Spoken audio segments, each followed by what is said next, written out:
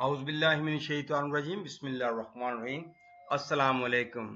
इल्म की तलब रखने वालों को इल्म की दुनिया में खुश आमदीद।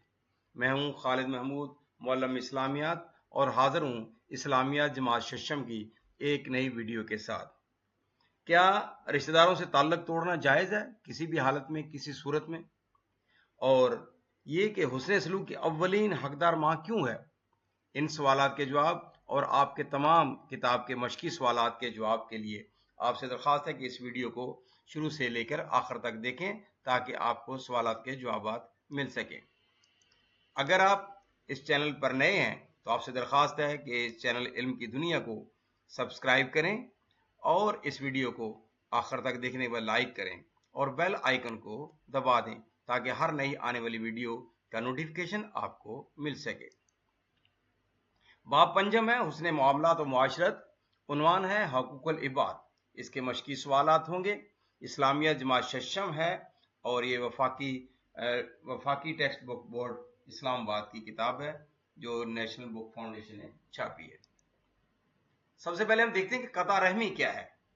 अपने रिश्तेदारों से ताल्लुक तोड़ लेना और उनके हकूक अदा ना करना कता रहमी कहलाता है।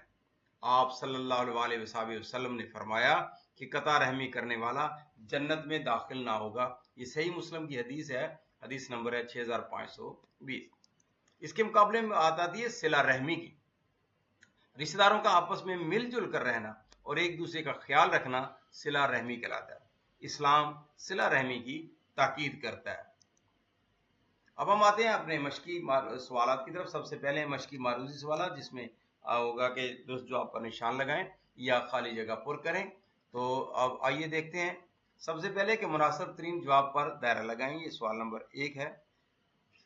सबसे पहला उसमें है कि दीन इस्लाम में हकूक हैं, यानी कि हकूक कितनी तरह के हैं? 1 तरह के, 2 तरह के या 3 तरह के? तो इसका जवाब है कि हकूक हैं 2 तरह के। उसके बाद है कि अल्लाह ताला ने अपने साथ शुक्र अदा करने का कहा है। किसका? अल्लाह ताला ने कहा कि मेरा शुक्र अदा करो। और किसका अदा करो? तो इसका सही जवाब है अल्लाह ताला ने कहा कि मेरा शुक्र अदा करो और वालिदैन का भी शुक्र अदा करो। और किसके कदमों तले जन्नत है, जो आप सल्लल्लाहु अलैहि वसल्लम ने फरमाया कि, तो इसका जवाब है कि माँ के कदमों के नीचे। फिर उसके बाद है कि किसकी नाराजी? अल्लाह ताला की नाराजी है। वालिदैन की, भाई की, उस्ताद की, रिश्तेदारों की? तो इसका जवाब है माँ बाप का हक। इसके जवाब है वालिदैन की। नंबर 5 है कि माँ बाप का हक सबसे बालातर है। क्यों बालातर है? इसलिए कि अल्लाह और इसके रसूल का यही हुक्म है। अब हम चलते हैं, खाली जगहों को मुनासिब अल्फाज से पुर करें। ये आपकी मश्क में नहीं है, लेकिन हमने आपके लिए ऐसे बनाए हैं ये नमूने के तौर पर कि इस तरह के सवालात पेपरों में हम अक्सर आ जाते हैं। पहले के हकूक, हक की जमे और अलिबाद, इसकी है अब्द की जमे। नंबर 2 है हकूकुल इबाद में सबसे अव्वलीन हक किसका है? डैश वालिदैन का है। नंबर 3 है कि वालिदैन में हुस्न सलूक की अव्वलीन हकदार वालिदैन में हकदार माँ है। चौथा है कि रिश्तेदारों का आपस में मिलजुल कर रहना कहलाता है, क्या कहलाता है? सिला रहमी। और अपने रिश्तेदारों से ताल्लुक तोड़ लेना डैश कहलाता है, क्या कहलाता है? कता रहमी। तो ये थे, इस तरह से खाली जगह पुर करें। इस तरह की और भी खाली जगह बन सकती हैं। अब हम आते हैं मशकी मौजूदी सवालात की तरफ। सबसे पहले हैं मुख्तसर जवाबात, और इसमें सबसे पहला सवाल नंबर जो 2 है, 10,000 सवालात के मुख्तसर जवाब तहरीर करें। पहला सवाल है कि हकूकुल्लाह से क्या मुराद है? तो इसका जवाब है कि हकूकुल्लाह से मुराद वो हकूक हैं जो अल्लाह की मखलूक होने के नाते हम पर फर्ज हैं। यानी कि उसमें खास क्या है कि हम अल्लाह की इबादत करें। और इबादत में क्या है? नमाज, रोजा, ज़कात, हज, सारी बात है। और दूसरी बात खास जो है वो ये है कि उसके साथ किसी को शरीक ना ठहराएं। तो ये हमारे हकूकुल्लाह है। दूसरा है हकूकुल इबाद का मफहूम क्या है?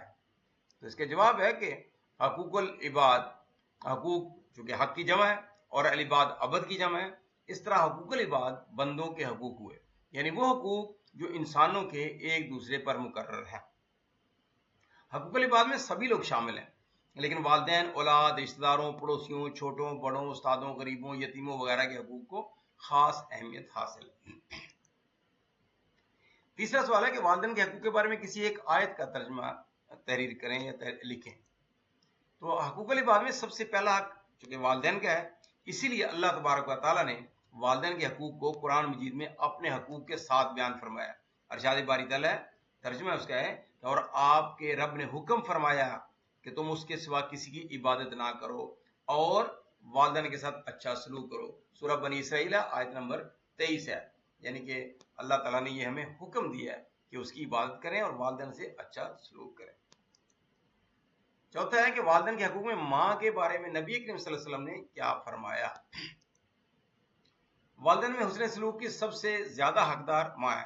اس کی وجہ اللہ تبارک و تعالیٰ نے سورہ الاحقاف آیت نمبر 15 میں وضاحت سے بیان کر دی گئی ہے کہ کیوں ماں کی جو ہے وہ حقدار ہے زیادہ سلوک کی، کیونکہ وہ پیدا کرتی ہے، وہ پالتی ہے، اپنے پیٹ میں رکھتی ہے، اس کے بعد اس کی پرورش کرتی ہے، دن رات ایک کر دیتی ہے۔ اس لیے اللہ تبارک و تعالیٰ نے کہا کہ تمہارے زیادہ جو حقدار ہے وہ ماں ہے۔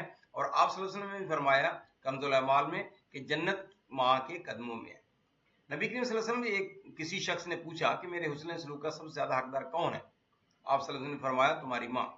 اس نے دوبارہ پوچھا پھر کون؟ آپ صلی اللہ علیہ وسلم نے فرمایا تمہاری ماں۔ اس نے تیسری مرتبہ پوچھا پھر کون؟ فرمایا تمہاری ماں۔ اس نے چوتھی مرتبہ پوچھا پھر کون؟ آپ صلی اللہ علیہ وسلم نے فرمایا تمہارا باپ۔ صحیح مسلم کی حدیث ہے 2548 کی کہ والدین میں ماں کا درجہ جو کتنا بلند ہے، اس کا حق کس طرح سے زیادہ ہے۔ پانچویں کہ آپ اپنے والدین کا احترام کیسے کرتے ہیں۔ یہ سوال آپ کے لیے سب بچے اپنے اپنے حساب سے لکھ سکتے ہیں کہ وہ اپنے والدین کا احترام کس طرح سے کرتے ہیں، اور نمونے کے طور پر ہم یہاں پہ لکھ دیتے ہیں کہ ہم اللہ اور اس کے رسول کے حکم کے مطابق اپنے والدین کا بہت احترام کریں گے، جیسا کہ ان کی ہر بات مانتے ہیں ہم لوگ، انہیں تنگ نہیں کرتے، ان کے کاموں میں ان کا ہاتھ بٹاتے ہیں، وہ آئیں تو کھڑے ہو جاتے ہیں، ان کی بات غور سے سنتے ہیں، ان کے سامنے بہت ادب سے رہتے ہیں، وغیرہ وغیرہ کچھ بھی آپ اس میں سے لکھ سکتے ہیں وہ جو کہ آپ کرتے ہیں۔ اب ہم آتے ہیں مشقی موضوعی سوالات کی طرف، تو ان کے تفصیلی جوابات۔ سوال نمبر یہ 3 ہے کہ سوالات کے تفصیلی جواب تحریر کریں۔ پہلا ہے کہ والدین کے حقوق قرآن و حدیث کی روشنی میں تحریر کریں۔ جواب ہے کہ والدین کے حقوق سب سے پہلے ہم دیکھتے ہیں کہ قرآن کی روشنی۔ حقوق العباد میں سب سے پہلا حق والدین کا ہے، کیونکہ والدین کے ساتھ اولاد کا سب سے قریبی رشتہ ہوتا ہے، وہی اس کی پیدائش، اس کی پرورش، اچھی تعلیم و تربیت اور ترقی کے لیے دن رات اپنی ہر ممکن کوشش کرتے ہیں۔ اسی لیے اللہ تبارک و تعالیٰ نے والدین کے حقوق کو قرآن مجید میں اپنے حقوق کے ساتھ بیان فرمایا۔ ارشاد باری تعالیٰ ہے ترجمہ اور آپ کے رب نے حکم فرمایا کہ تم اس کے سوا کسی کی عبادت نہ کرو اور والدین کے ساتھ اچھا سلوک کرو۔ سورہ بنی اسرائیل آیت نمبر 23۔ حسن سلوک کے ساتھ ساتھ اللہ تبارک و تعالیٰ نے والدین کا شکر ادا کرنے کی بھی تلقین کرتے ہوئے فرمایا ترجمہ کہ تم میرا شکر ادا کرو اور اپنے والدین کا، سورۃ لقمان اور آیت نمبر ہے 14۔ پھر ہم آتے ہیں والدین کے حقوق احادیث کی روشنی۔ حقوق العباد میں والدین سب سے پہلے ہیں اور والدین میں حسن سلوک کی سب سے زیادہ حقدار ماں ہے۔ اس کی وجہ اللہ تبارک و تعالیٰ نے سورہ الاحقاف آیت نمبر 15 میں وضاحت سے بیان کر دی ہے۔ آپ صلی اللہ علیہ وسلم نے فرمایا کہ جنت ماں کے قدموں میں ہے، کنز الایمان۔ نبی کریم صلی اللہ علیہ وسلم سے ایک دفعہ کسی شخص نے پوچھا میرے حسن سلوک کا سب سے زیادہ حقدار کون ہے؟ آپ صلی اللہ علیہ وسلم نے فرمایا تمہاری ماں۔ اس نے دوبارہ پوچھا پھر کون؟ آپ صلی اللہ علیہ وسلم نے فرمایا تمہاری ماں۔ اس نے تیسری مرتبہ پوچھا پھر کون؟ فرمایا تمہاری ماں۔ اس نے چوتھی مرتبہ پوچھا پھر کون؟ آپ صلی اللہ علیہ وسلم نے فرمایا تمہارا باپ۔ یہ حدیث ہے صحیح مسلم کی 2548۔ ایک اور مرتبہ آپ صلی اللہ علیہ وسلم نے فرمایا کہ والدین کی رضامندی اللہ تعالیٰ کی رضامندی ہے اور والدین کی ناراضی میں اللہ تعالیٰ کی ناراضی ہے۔ سنن ترمذی ہے، حدیث نمبر ہے 1899۔ تو یہ تھے احادیث کی روشنی میں والدین کے حقوق۔ ہم چلتے سوال نمبر 2 ہے کہ والدین اور رشتہ داروں کے حقوق کی فہرست تیار کریں۔ اس کا جواب ہے کہ رشتہ داروں کے حقوق سب سے پہلے ہم دیکھتے ہیں رشتہ داروں کے حقوق کیا ہیں۔ سب کے ساتھ حسن سلوک کے ساتھ پیش آئیں، سب کے ساتھ پیار و محبت کے ساتھ نرم لہجے میں بات کریں، ضرورت پڑنے پر سب کے کام آئیں، سب کے آرام و سکون اور ضروریات کا خیال رکھیں، سب کا ادب و احترام کریں، کوئی رشتہ دار فوت ہو جائے تو اس کے لیے مغفرت کی دعا کریں، والدین کی وفات کے بعد ان کے دوستوں اور رشتہ داروں کے ساتھ حسن سلوک میں کمی نہ کریں۔ یہ تھے رشتہ داروں کے حقوق، اور بھی زیادہ ہو سکتے ہیں لیکن یہ ہم نے مختصر سے لکھ دیا۔ پھر ہے والدین کے حقوق۔ والدین کے ساتھ زیادہ حسن سلوک کے ساتھ پیش آئیں، والدین کے ساتھ پیار و محبت کے ساتھ نرم لہجے میں ہمیشہ بات کریں، ضرورت پڑنے پر سب سے پہلے والدین کے کام آئیں، والدین کے آرام و سکون اور ضروریات کا ہمیشہ خیال رکھیں، والدین کا سب سے زیادہ ادب و احترام کریں، والدین فوت ہو جائیں تو ان کے لیے ہمیشہ مغفرت کی دعا کریں، ایک فوت ہو جائے یا دونوں فوت ہو جائیں تو ان کے لیے ہمیشہ مغفرت کی دعا کرتے رہیں۔ اور آخری ہے کہ والدین کی وفات کے بعد ان کے دوستوں رشتہ داروں کے ساتھ بھی حسن سلوک میں کمی نہ کریں، ان کے جو دوست تھے ان کو بھی ملتے رہیں، اسی طرح سے ان کو بھی عزت دیں جیسے آپ ان کی زندگی میں دیتے تھے۔ سوال نمبر 3 تفصیلی سوالات میں کہ حقوق العباد کی اہمیت معاشرتی تناظر میں بیان کریں، معاشرتی سوشل لائف میں۔ تو اس کا جواب ہے کہ حقوق العباد چونکہ اصول، انصاف، برابری اور ہم آہنگی کو فروغ دیتے ہیں اور معاشرے کی مجموعی فلاح و بہبود میں بھی اہم کردار ادا کرتے ہیں، اس لیے حقوق العباد کی معاشرتی تناظر میں بہت اہمیت۔ سب سے پہلے کیا ہے؟ انصاف اور برابری۔ معاشرے میں چونکہ بندوں کے حقوق برابر ہیں، چاہے وہ کسی مذہب، نسل، قوم، مقام، عہدہ سے تعلق رکھتے ہوں، اس لیے جب سب کو حقوق ملیں گے تو سب کو برابری کا احساس ہوگا اور انصاف قائم ہوگا۔ سماجی ہم آہنگی۔ جب سب لوگوں کے حقوق کا احترام ہوتا ہے تو نقطہ نظر میں اختلاف کے باوجود معاشرے میں اتفاق پیدا ہوتا ہے، ہم آہنگی پیدا ہوتی ہے۔ مؤثر روابط۔